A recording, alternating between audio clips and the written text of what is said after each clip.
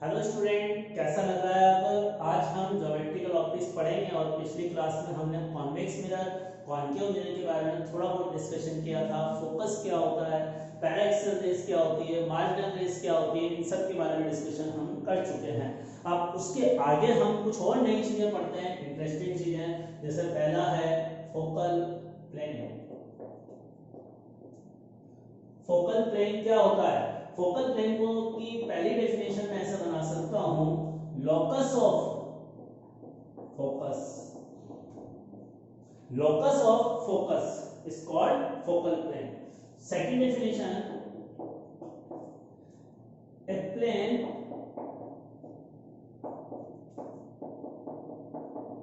passing through, a plane passing through focus and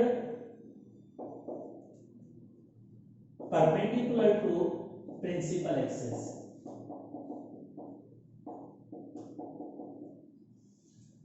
देखो, second definition ये है, focal plane एक ऐसा इमेजिनरी प्लेन है, a plane passing through focus and perpendicular to its principal axis. एक ऐसा plane जो फोकस से पास हो और प्रिंसिपल एक्सिस के परपेंडिकुलर हो, उसको फोकल प्लेन कहते हैं। और किसी भी मिरर के लिए एक तो फोकस नहीं होते, इनफाइनाइट फोकस होते हैं, और उन इनफाइनाइट फोकस का ज्वाइन करने वाला जो प्लेन होता है उसको हम फोकल प्लेन कहते हैं। तो लोकस, लोकस का मतलब ज्वाइन करने वाला। अगर एक से ज्यादा चीजें हैं तो उन सारी चीजों को ज्वाइन करके जो फिगर बनती है दैट इज कॉल्ड लोकस। तो फोकस को ज्वाइन करने वाला प्लेन फोकल प्लेन कहलाता है। अब देखो कैसे।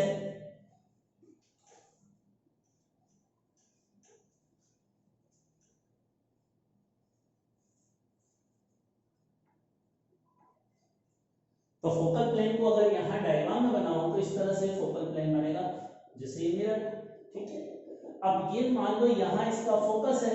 अब इस फोकस से पास होने वाला ऐसा प्लेन जो प्रिंसिपल एक्सिस के परपेंडिकुलर, ये प्रिंसिपल एक्सिस, इसी को हम फोकल प्लेन कहते हैं। इसी को हम फोकल प्लेन कहते हैं। तो ये फोकल प्लेन की डेफिनेशन हो गई, ये फोकल प्लेन का मीनिंग हो गया। अगला पॉइंट,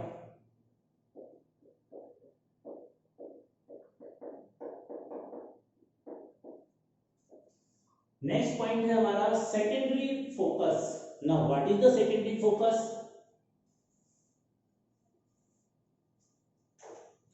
तो देखो, सेकेंडरी फोकस को समझते हैं क्या होता है।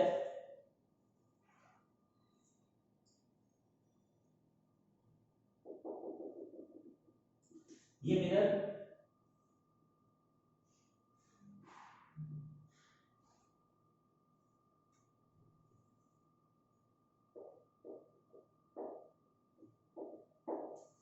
अब देखो ये मिरर पर जो लाइट इंसिडेंट हो रही है ना, आपस में पैरेलल है, लेकिन ये प्रिंसिपल एक्सिस के पैरेलल नहीं है। अगर लाइट आपस में पैरेलल हो, प्रिंसिपल एक्सिस के पैरेलल नहीं हो, तो रिफ्लेक्शन के बाद ये सारी लाइट भी एक पॉइंट पर मिलती है, और जिस पॉइंट पर मिलती है उसको हम कहते हैं सेकेंडरी फोकस। ये सारी लाइट भी रिफ्लेक्शन के बाद एक सिंगल पॉइंट पर इंटरसेक्ट करती है, और जिस पॉइंट पर इंटरसेक्ट करती है that point is called secondary focus. समझ में आया? और वो सेकेंडरी फोकस कहां होता है? फोकल प्लेन में। अब देखो फोकल प्लेन में क्या है, इसका मतलब मान लेते हैं ये फोकस था और इसके परपेंडिकुलर इस प्लेन को हमने फोकल प्लेन कहा था।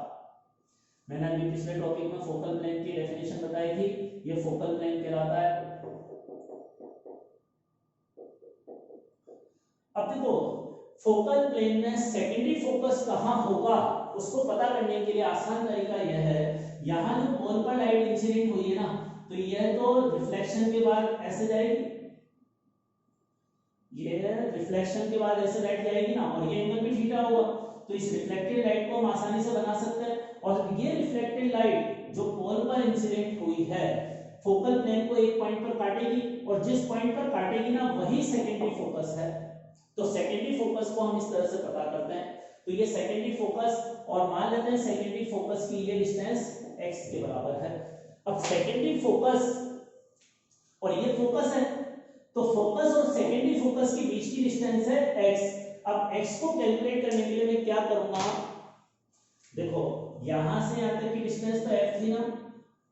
अब इस ट्राइंगल में ये राइट एंगल ट्राइंगल है, इसमें tan थीटा का फॉर्मूला लगाते हैं, तो tan थीटा बराबर क्या हो जाएगा इस ट्राइंगल से x अपॉन f, ठीक है, x अपॉन f। और यहाँ थीटा बहुत स्मॉल है 5 डिग्री से कम, क्योंकि ये रेस हमें दे रखी है पैराएक्सियल रेस, केवल पैराएक्सियल रेस ही होनी चाहिए भाई। यहाँ एंगल ऑफ इंसिडेंस थीटा ही तो है, और पैराएक्सियल रेस वो होती है जिनके लिए एंगल ऑफ इंसिडेंस 5 डिग्री से कम हो, और 5 डिग्री से कम होने पर tan थीटा को हम अप्रोक्सीमेटली sin थीटा लिख सकते हैं, और थीटा भी लिखा जा सकता है।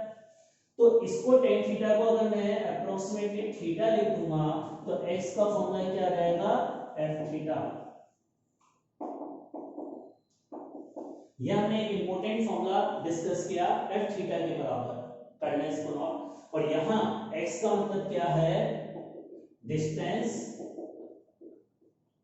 Of secondary focus from principal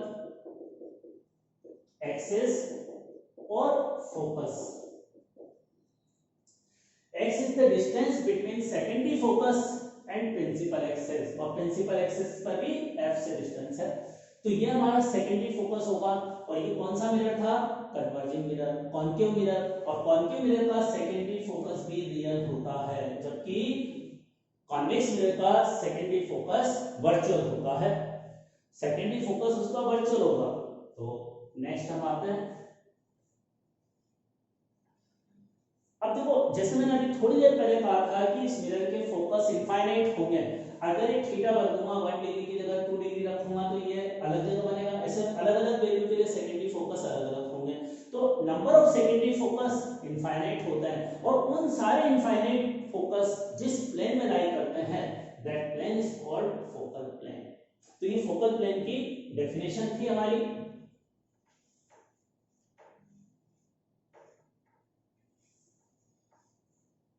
अब अगली पॉइंट,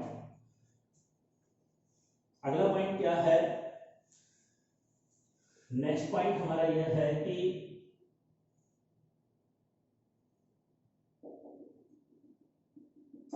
जैसे ये कॉन्वेक्स मिरर, अब इसका फोकस यहां होता है, ये पोल होता है, मिरर के पीछे होता है ना वर्चुअल फोकस होता है, तो इसका फोकल प्लेन भी वर्चुअल होगा, ये इसका वर्चुअल फोकल प्लेन होगा। अब अगर इस पर भी लाइट ऐसे ही इंसिडेंट हो आपस में parallel, but it is not parallel to principal axis, light अगर ऐसे इंसिडेंट होगी तो अब रिफ्लेक्शन के बाद ये सारी लाइट भी सेकेंडरी फोकस पर मिलेगी। अब सेकेंडरी फोकस होगा तो इस प्लेन में, कहां उसको पता करने के लिए तरीका यह है, ये जो पोल पर लाइट आ रही है ना इसकी रिफ्लेक्टेड लाइट बनाओ, तो रिफ्लेक्शन के बाद लाइट ऐसे जाएगी। अब ये रिफ्लेक्टेड लाइट जहां इस सेकेंडरी फोकल प्लेन को कट करेगी वहीं से, लेकिन ये लाइट तो कभी यहां नहीं पहुंचेगी बट इसका एक्सटेंशन पहुंचेगा, तो यहां सेकेंडरी फोकस होगा, और ये डिस्टेंस पहले की जितनी होगी, बस ये सेकेंडरी फोकस वर्चुअल होगा, लाइट पीछे नहीं पहुंचेगी, लाइट पीछे नहीं पहुंचेगी, ये पी पॉइंट है, ये एंगल थीटा, तो ये एच डिस्टेंस वापस से एफ थीटा ही आएगी। तो यह सेकेंडरी फोकस का मीनिंग हुआ।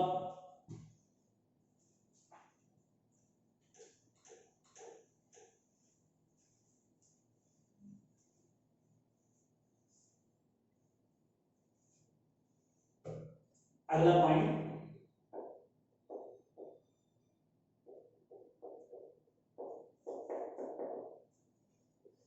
अब देखो इमेज कैसे बनाते हैं स्फेरिकल मिरर से, वो कंसेप्ट हम सीखेंगे। इमेज बनाने के लिए इमेज की डेफिनेशन क्या थी, intersection point of reflected ray, और मुझे रिफ्लेक्टेड रे का इंटरसेक्शन पॉइंट सर्च करने के लिए कम से कम कितनी रे चाहिए, तो अगर 2 रे मुझे रिफ्लेक्टेड रे मिल जाएगी तो उनका इंटरसेक्शन पॉइंट पता लग जाएगा, तो इमेज कहां बनेगी वो पता लग जाएगा। अब 2 रे हम कौन कौन सी कंसीडर कर सकते हैं जिसके बारे में हमें पता होता है, तो देखिए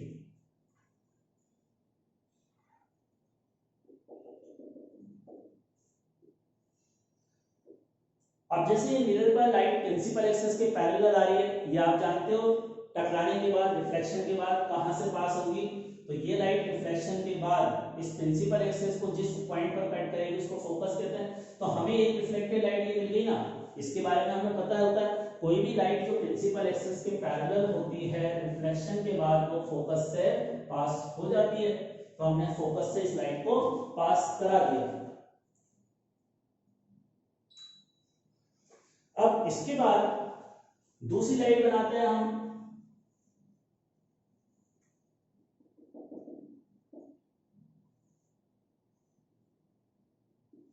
अब देखो इंसिडेंट लाइट फोकस से पास हो रही है तो रिफ्लेक्टेड लाइट कैसी होगी, रिफ्लेक्शन के बाद ये प्रिंसिपल एक्सिस के पैरेलल हो जाएगी। तो एक लाइट हम ये बना सकते हैं रिफ्लेक्टेड लाइट। क्लियर। थर्ड, वैसे तो दो ही चाहिए, दो से हमारा काम हो जाएगा, बट फिर भी जो हमें लाइट पता है उसके बारे में लिख लेते हैं कुछ लाइट।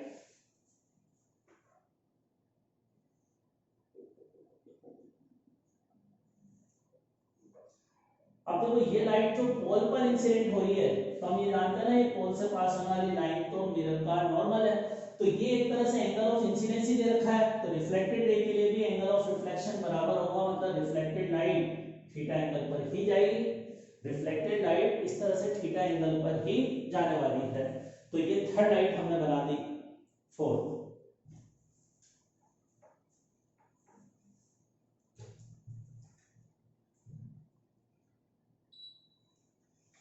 अब देखिए इसके बाद फोर्थ वन लाइट, और ये बड़ी इंपॉर्टेंट लाइट है, इसको क्वेश्चन को सॉल्व करने के लिए बहुत इंपॉर्टेंट कंसेप्ट है। जैसे देखो यहां से कोई लाइट इस मिरर पे इंसिडेंट हुई, अब ये मिरर पे इंसिडेंट हो रही है और ये प्रिंसिपल एक्सिस को सेंटर ऑफ कर्वेचर पे कट कर रही है। अब सेंटर ऑफ कर्वेचर पे कट करेगी तो ये लाइट अगर सेंटर ऑफ कर्वेचर से पास होते हुए मिरर पर आ रही है तो ये लाइट तो मिरर का नॉर्मल है ना, तो यहाँ इस लाइट के लिए एंगल ऑफ इंसिडेंस 0 है, और एंगल ऑफ इंसिडेंस अगर 0 होता है तो रिफ्लेक्शन एंगल भी 0 होता है और डेविएशन 180 हो जाता है।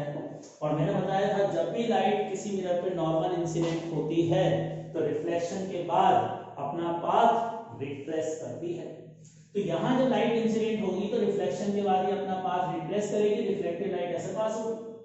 समझ में आई बात। तो ये बहुत इंपॉर्टेंट कंसेप्ट है कि अगर मिरर पे लाइट नॉर्मल इंसिडेंट होती है तो रिफ्लेक्शन के बाद वो लाइट अपना पाथ रिट्रेस करती है।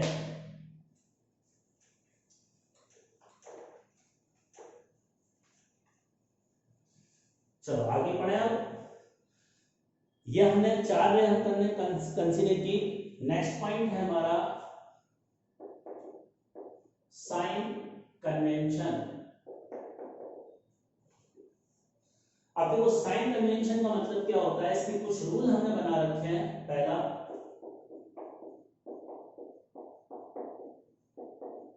हम जो मिरर का पोल है उसको कोऑर्डिनेट सिस्टम का ओरिजिन लेते हैं, पहला रूल यह है। दूसरा,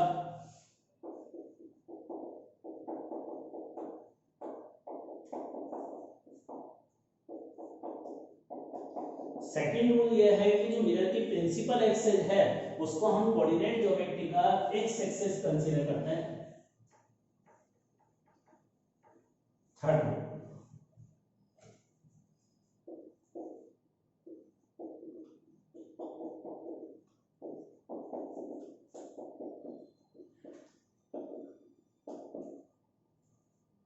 direction of incident ray will be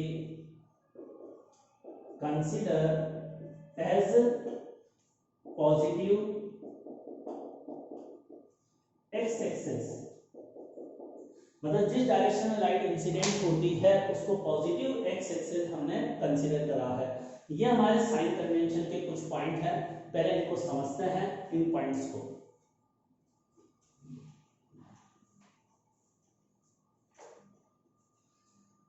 अब देखो इसका मतलब यह है जिससे हमारा ये मिरर हो गया, ये मिरर का पोल हो गया। अब मिरर का पोल ये है तो ये पोल है ना, इसको हम ओरिजिन लेंगे 0,0 और ये एक्स एक्सिस जो है एक्स एक्सिस होगी, प्रिंसिपल एक्सिस को एक्स एक्सिस कंसीडर करेंगे। अब देखो इस मिरर पे जो लाइट इंसिडेंट होगी ऐसे आएगी ना।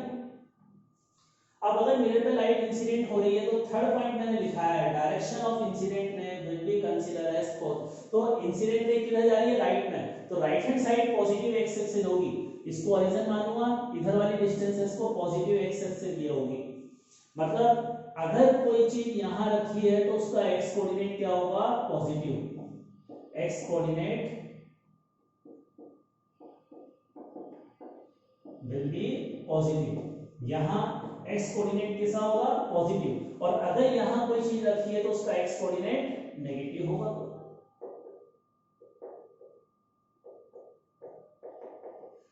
और यहां ये कैसी साइड है, रियल या वर्चुअल, रियल है ना, तो इसका मतलब रियल चीजों का एक्स कोऑर्डिनेट नेगेटिव और वर्चुअल का एक्स कोऑर्डिनेट पॉजिटिव। वर्चुअल का एक्स कोऑर्डिनेट क्या होता है, पॉजिटिव। तो हमारा अगला रिजल्ट ये हम लिख सकते हैं,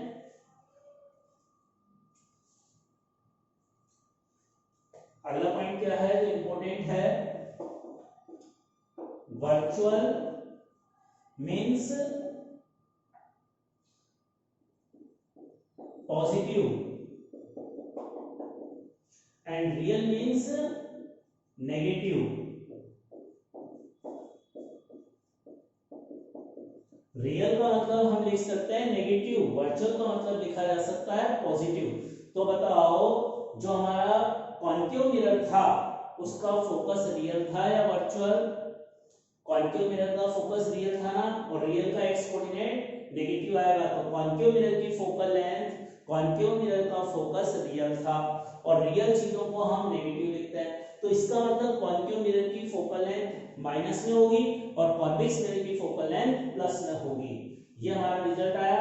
तो देखो अगला result, focal length of concave mirror is negative and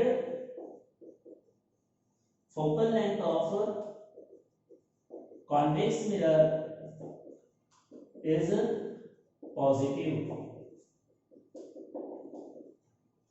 convex mirror की फोकल लेंथ पॉजिटिव होती है, कॉन्केव मिरर की फोकल लेंथ नेगेटिव होती है। ये हमारा इंपॉर्टेंट कंसेप्ट। अब देखो ये तो हमारी एक्स एक्सिस हो गई, इसके परपेंडिकुलर लाइन को हम वाई एक्सिस कंसीडर करेंगे, इस परपेंडिकुलर लाइन को हम वाई एक्सिस कंसीडर करते हैं। ये हमारा रिजल्ट। अब कोई ये कह सकता है सर इस मिरर पे लाइट इधर से भी तो इंसिडेंट हो सकती है। देखिए इधर से तो इंसिडेंट लाइट मानते ही हैं क्योंकि ये तो ब्लैक कलर से पेंटेड है, इसका रिफ्लेक्शन हो ही नहीं सकता, तो हम इसको इंसिडेंट, तो हमेशा इंसिडेंट रे मिरर के सामने रियल रीजन से ही एंटर करेगी, रियल रीजन में ही इंसिडेंट रे होती है। आया समझ में? तो पॉजिटिव एक्स डायरेक्शन ऐसा होगा।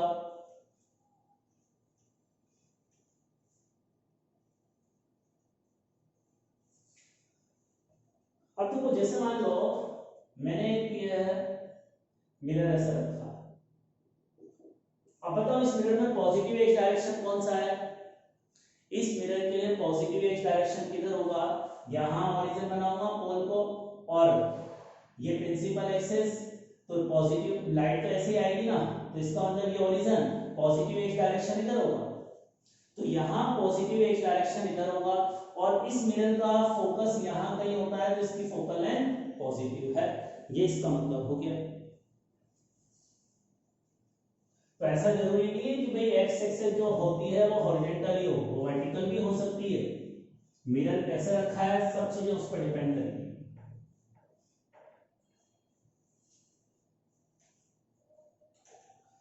अब हमने अभी तक साइन कन्वेंशन में 3 पॉइंट लिखे थे, अब 4th पॉइंट हम लिखते हैं। तो 4th पॉइंट ये है u का मतलब, यहां हम आगे फॉर्मूला डिस्कस करेंगे, उसमें u का मतलब क्या है? x कोऑर्डिनेट ऑफ ऑब्जेक्ट है।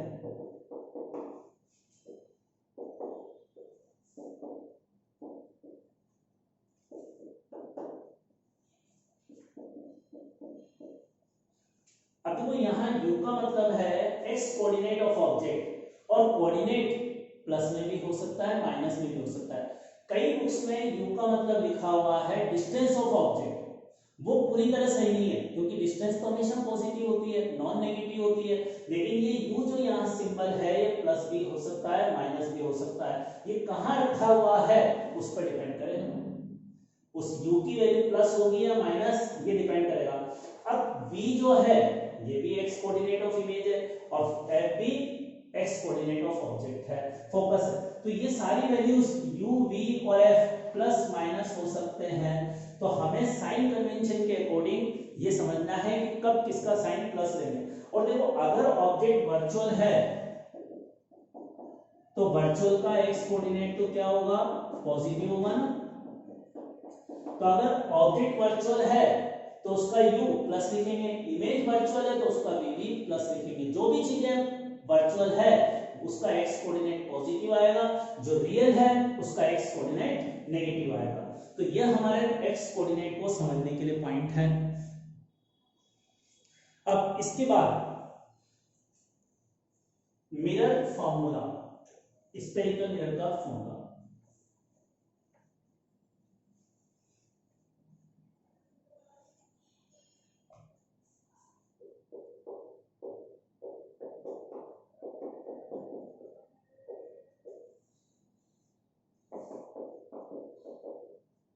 ये मिरर फॉर्मूला कहलाता है u v और f। इसका मीनिंग मैंने आपको समझा ही दिया। और ये मान के चलते हैं ये फॉर्मूला केवल पैराएक्सियल रेस के लिए एप्लीकेबल होता है, angle of incidence less than 5 degree है। तो ये मिरर फॉर्मूला है। अब एक और दूसरा फॉर्मूला होता है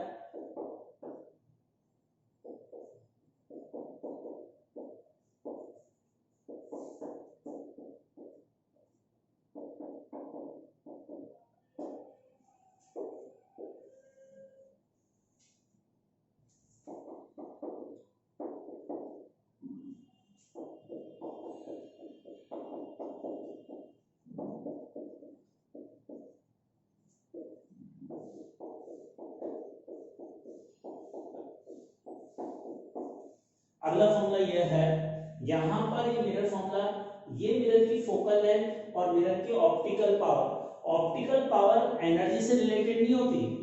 हमने पावर का फॉर्मूला पढ़ा है एनर्जी डिवाइडेड बाय टाइम, ये वो वाली पावर नहीं है। ये ऑप्टिकल पावर है जो फोकल लेंथ से रिलेटेड है, इसका एनर्जी इंटेंसिटी से कोई लेना देना नहीं है, इसलिए इसका नाम लिखा है पूरा ऑप्टिकल पावर। जो हमारे चश्मे में नंबर डॉक्टर रिकमेंड करते हैं वो ऑप्टिकल पावर होती है। और पावर से सीधी उसकी फोकल लेंथ आती है। पावर और फोकल लेंथ में रिलेशन यह है। इसकी यूनिट होती है डायोप्टर, इसकी यूनिट होती है डायोप्टर। यहाँ माइनस साइन आता है मिरर में, अगर हम लेंसों में आगे बढ़ेंगे तो यहाँ प्लस साइन आएगा। समझ आ गई बात, अंतर। अभी ये फॉर्मूला सब चीजें मिरर के लिए बता रहा हूं, तो मिरर के लिए फॉर्मूला यह है। अगला पॉइंट,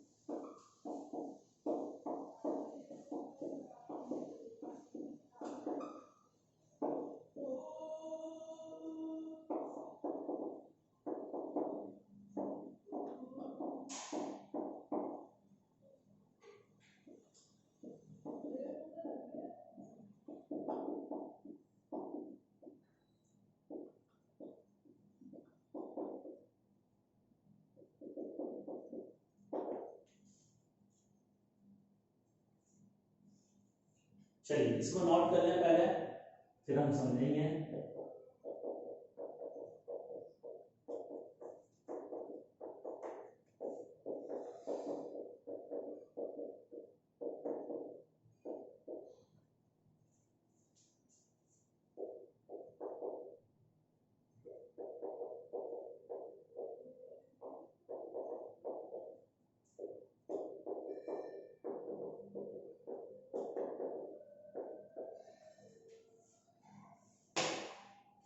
करना इसको नोट।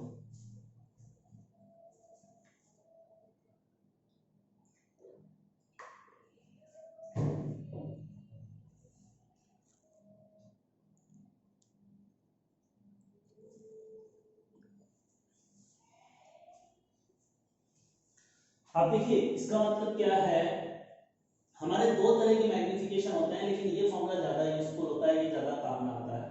इसको बोलते हैं ट्रांसवर्स मैग्निफिकेशन।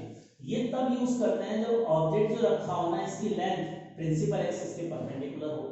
इसमें ऑब्जेक्ट प्रिंसिपल एक्सिस के परपेंडिकुलर रखा हुआ है, इसमें ऑब्जेक्ट प्रिंसिपल एक्सिस के पैरेलल रखा हुआ है, एलोंग रखा हुआ है। तो ये अंतर है दोनों ऑब्जेक्ट में। यहाँ ऑब्जेक्ट प्रिंसिपल एक्सिस के परपेंडिकुलर रखा है, यहाँ एलोंग रखा है उसके पैरेलल। तो यहाँ मैग्निफिकेशन में -v/u बिना स्क्वायर आ रहा है, और यहाँ फॉर्मूले में स्क्वायर आता है। ये मेजर डिफरेंस है। यहाँ ये hi का मतलब हाइट ऑफ इमेज, ये हाइट ऑफ ऑब्जेक्ट। यहाँ भी इसी तरह से यह हाइट या साइड बोल दो, size of image divided by size of object. अब इस फॉर्मूले की एक लिमिटेशन भी है, delta u should be very small with respect to u। मतलब ऑब्जेक्ट की साइज इस u के रेस्पेक्ट में, यहां से यहां तक की डिस्टेंस u है, इस u के रेस्पेक्ट में डेल्टा u बहुत छोटा होना चाहिए, तभी ये फॉर्मूला लग सकता है। असल में ये फॉर्मूला जो आता है ये डिफरेंशिएशन के मेथड से आता है, और डिफरेंशिएशन एप्लीकेबल ही तब होता है जब चेंज बहुत स्मॉल हो। तो इस फॉर्मूले के लिए लिमिटेशंस है, लेकिन मेनली हमारा ये फॉर्मूला काम में आता है। अगर मैं कहूं कि मैग्निफिकेशन निकालो, ये नहीं बताऊं कि कौन सा मैग्निफिकेशन है, तो मान के चलेंगे डिफाइंड मैग्निफिकेशन ये वाला है, ट्रांसवर्स मैग्निफिकेशन है। ठीक है, इन जनरल मैक्सिमम क्वेश्चन में ऑब्जेक्ट को प्रिंसिपल एक्सिस के परपेंडिकुलर रखते हैं, और यही वाला केसेस हम डिस्कस करते हैं, ये वाला केस डिस्कस नहीं करते। क्लियर?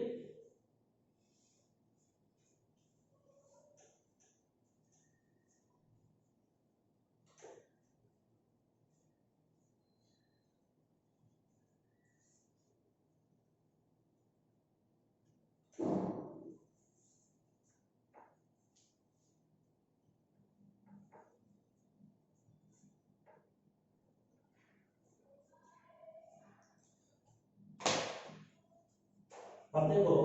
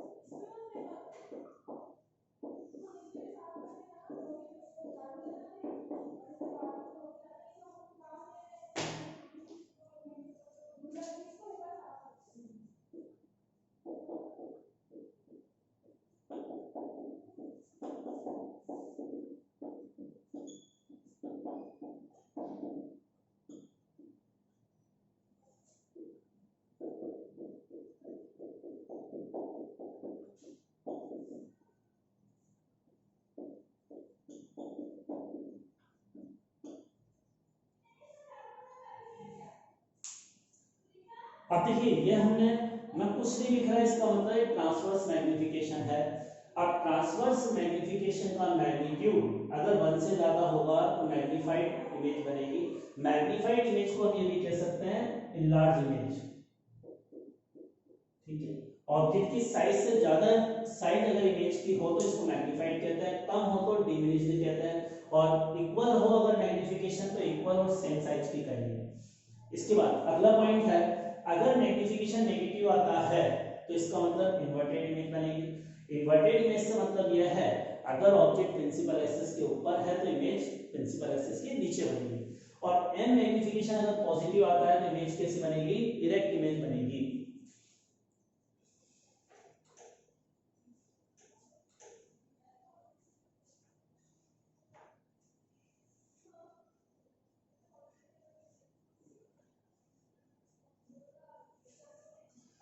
अब इस कंसेप्ट पर कुछ क्वेश्चन हम डिस्कस करें कि किस तरह से क्वेश्चन सॉल्व किए जाते हैं इनके कंसेप्ट पर। अब हम उस पर आते हैं।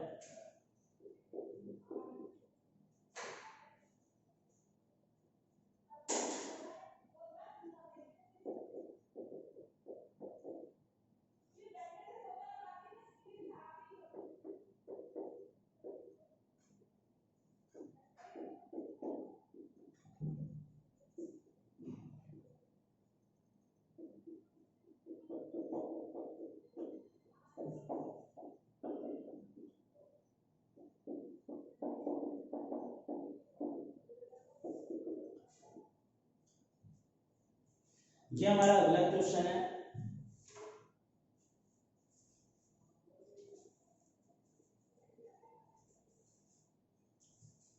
अब देखो इस क्वेश्चन में यहाँ कॉन्केव मिरर दे रखा है, इसके सामने एक ऑब्जेक्ट रखा हुआ है। ऑब्जेक्ट की जो इमेज बनेगी, कहाँ बनेगी, कैसी बनेगी, किस साइज की बनेगी, ये सब हमें बताना है। तो अब इसका सॉल्यूशन कैसे करेंगे? देखो ये मिरर जो है इसकी फोकल लेंथ r/2 होती है ना, और r20 है तो 20/2 होगी। लेकिन ये कौन सा मिरर है? Concave mirror. कॉन्केव मिरर की फोकल लेंथ माइनस होती है प्लस माइनस होती है ना, तो -10 होगी। तो इसकी फोकल लेंथ तो -10 लिखूंगा मैं। अब दूसरा पॉइंट, यहां सामने ऑब्जेक्ट रखा हुआ है तो ओरिजिन तो यहां पर है, ये पोल है। अब ये ऑब्जेक्ट यहां रखा है तो ये रियल ऑब्जेक्ट है या वर्चुअल? मिरर के सामने है तो रियल है ना, और रियल का एक्स कोऑर्डिनेट माइनस आएगा तो -15 लिखूंगा। अब f और u आ गया तो इससे v निकाल सकता हूं मिरर फॉर्मूले से, 1/f बराबर 1/u प्लस 1/v। इसमें वैल्यू रख देते हैं तो f की वैल्यू -10, u की वैल्यू -15। अब इससे v निकालो जरा, कितना आ रहा है? v की वैल्यू क्या आई?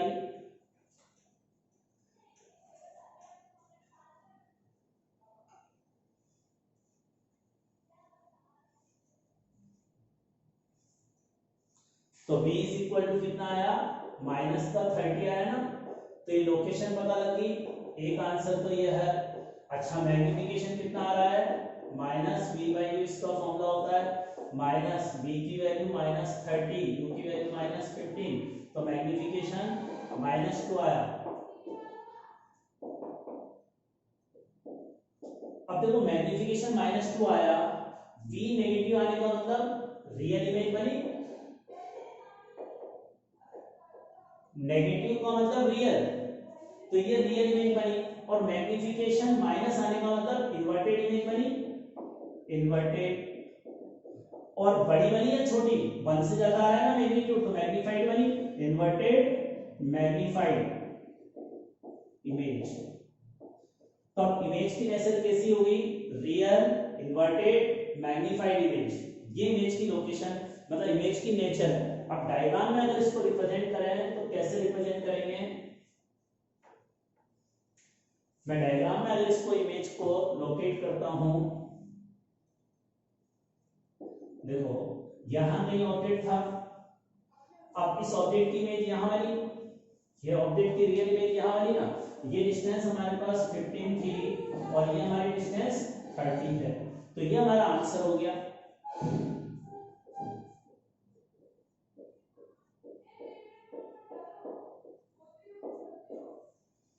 आपको कोई भी प्रॉब्लम आए तो मेरा व्हाट्सएप नंबर पर आप मुझसे जुड़ सकते हैं, और मैं आपको ये रिक्वेस्ट करूंगा कि मेरे चैनल को सब्सक्राइब करें ताकि आपको मेरे जो नए वीडियोस हैं वो आपको टाइमली मिलते रहें या आप मुझसे जुड़ते रहें। एक तो व्हाट्सएप नंबर पे से भी मुझसे जुड़े ताकि कोई भी प्रॉब्लम हो इससे रिलेटेड, हम जो थ्योरी पढ़े उसमें डाउट हो, कोई शीट सॉल्व कर रहे हो, प्रॉब्लम सॉल्व कर रहे हो उसमें डाउट आए तो आप मेरे से व्हाट्सएप नंबर पर कॉन्टेक्ट कर सकते हैं और अपनी पढ़ाई को बिल्कुल स्ट्रीमलाइन कर सकते हैं। इस कोरोना के टाइम पर, इस टाइम को हमें अपनी ताकत बनाना है, न कि इससे डरना है, और हम अगर सिस्टमेटिक पढ़ेंगे तो हम बहुत अच्छी जगह पर पहुंचेंगे। Thank you.